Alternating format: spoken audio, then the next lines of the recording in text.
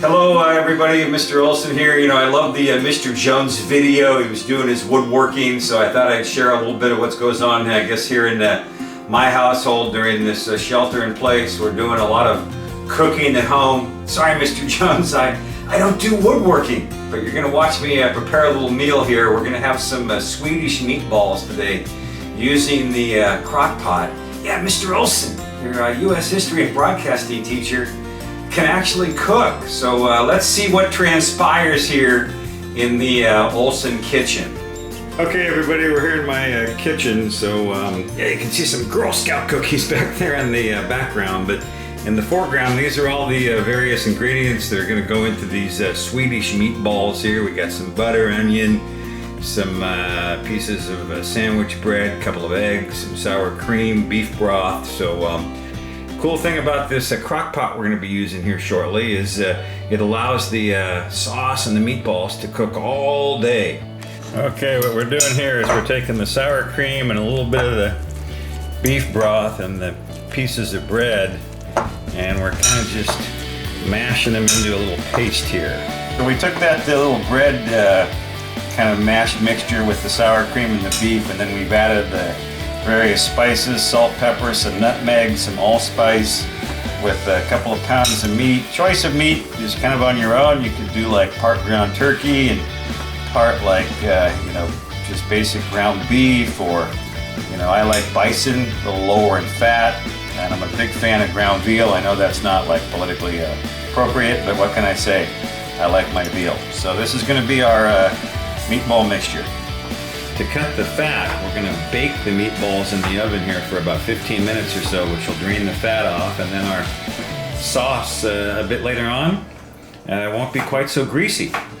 Okay, so here come the meatballs out of the oven. Again, we baked them for about 15 minutes, and you can see all the grease that ran off the meatballs. This recipe involves onions, so if you've ever sliced onions, boy, they make you really cry, and I'm not a big fan of that. So the easiest way to have your onions minced is to find your partner and have them cut the onions, and then they get the crying eyes.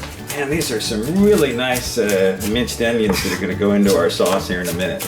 We have the meatballs in the crock pot, and then over here, now we have our sauce going. So that involved the onions you saw being chopped up earlier, a little bit of beef broth, some tapioca for thickening. A lot of these recipes call for flour, but if you don't like your gluten, tapioca flour is great. It's gluten-free, works just as well to thicken things. So we're going to let this simmer a little bit, and then this will get poured over those meatballs. So we can see now we have the sauce we just made poured over the meatballs. We have the crock pot going, turned on low.